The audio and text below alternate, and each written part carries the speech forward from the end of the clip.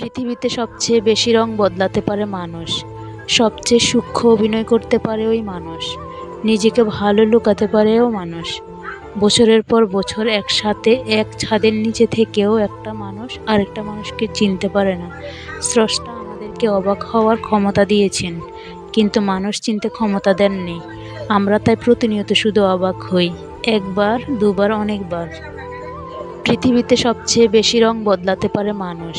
সবচেয়ে সূক্ষ্ম অভিনয় করতে পারে ওই মানুষ। নিজেকে ভালো লুকাতে পারেও মানুষ। বছরের পর বছর একসাথে এক ছাদের নিচে থেকেও একটা মানুষ আরেকটা মানুষকে চিনতে পারে না।